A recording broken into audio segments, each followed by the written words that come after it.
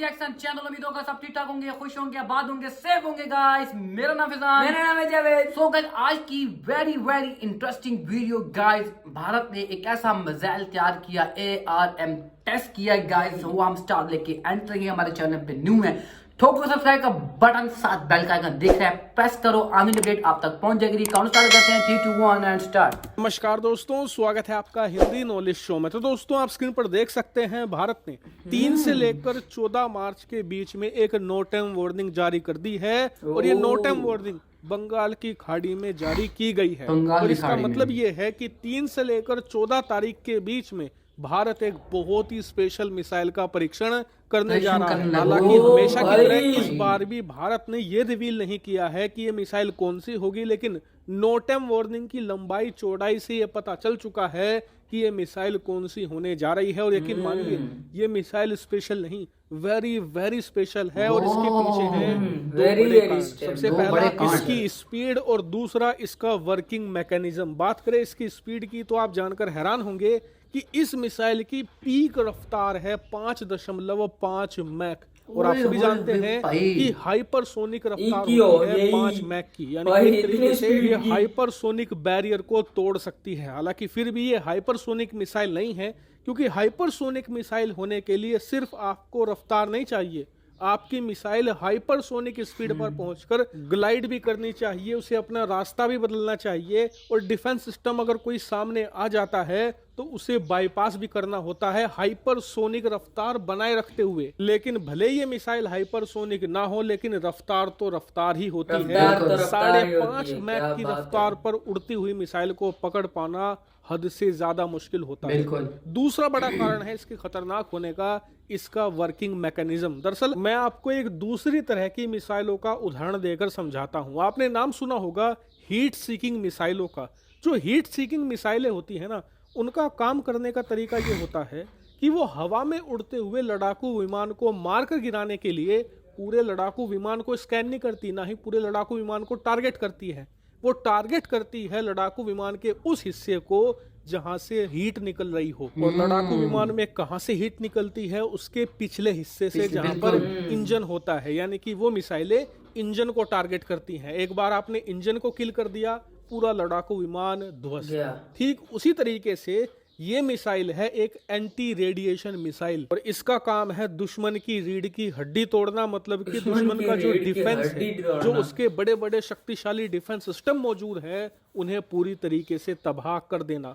और उसके लिए ये करती है रेडिएशन को टारगेट। दरअसल जितने भी डिफेंस सिस्टम होते हैं, उदाहरण के लिए भले ही S-400 ही क्यों ना हो, उसमें सबसे महत्वपूर्ण होता है उसका रडार सिस्टम। अगर आपने रडार सिस्टम हटा दिया तो S-400 में चाहे कितनी भी शक्तिशाली मिसाइलें क्यों ना लगी हो, सभी की सभी बेकार हो जाएंगी। क्योंकि रडार ही आपको ये बताता है कि किस तरफ से दुश्मन आ रहा है, कितने लड़ाकू विमान है, कौन सी मिसाइल है, वो कितनी दूरी पर है, उसे कहां पर हिट करना है। सब कुछ रडार ही करता है। एक तरीके से पूरे डिफेंस सिस्टम की जान रडार में होती है। इस मिसाइल का काम है इसी रडार को तबाह करना। और इसके लिए एक खास मैकेनिज्म यूज किया जाता है। दरअसल जितने भी रडार होते हैं, चाहे वो छोटा हो या बहुत ही ज्यादा शक्तिशाली हो, सारे के सारे रडार रेडिएशन एमिट करते हैं, मतलब रेडिएशन छोड़ते हैं। ऐसे में उस रडार की रेडिएशन सिग्नेचर को ये डिटेक्ट करती है और उस पर जाकर ब्लास्ट हो जाती है। और जैसे ही पूरे डिफेंस सिस्टम का रडार ध्वस्त हुआ, पूरा का पूरा डिफेंस सिस्टम ही पैरालाइज हो जाता है, बेकार हो जाता है। और दुश्मन का पूरा सुरक्षा कवच ध्वस्त हो जाता है। उसके बाद तो आप चाहे MiG-21 बाइसन भी घुसा दो उस देश में, उसे कुछ भी पता नहीं चलने वाला। इससे आप समझ गए होंगे कि इस मिसाइल को कितने चतुर ढंग से DRDO ने तैयार किया है। लेकिन ये मिसाइल है कौन सी? तो इसका नाम है रुद्रम 2 एंटी रेडिएशन मिसाइल। और इसका एक वेरिएंट पहले से ही भारत तैयार कर चुका है, रुद्रम 1। और उस मिसाइल में जितनी भी कमियां थी, खामियां थी, उन सभी को दूर करके रुद्रम 2 बनाई गई है। और साथ ही इसकी रेंज भी अब बढ़ा दी गई है, जो अब लगभग 300 किलोमीटर प्लस होती है। इसके अलावा इसकी रफ्तार को भी और ज्यादा खतरनाक कर दिया गया है, ताकि जब ये किसी डिफेंस सिस्टम पर गिरे तो वो डिफेंस सिस्टम इसे डिटेक्ट करके पहले ही ना मारकर गिरा दे। यानी कि भारत इसे और ज्यादा खतरनाक बनाने में जुटा हुआ था और अब ये पूरी तरीके से बनकर तैयार हो गई है।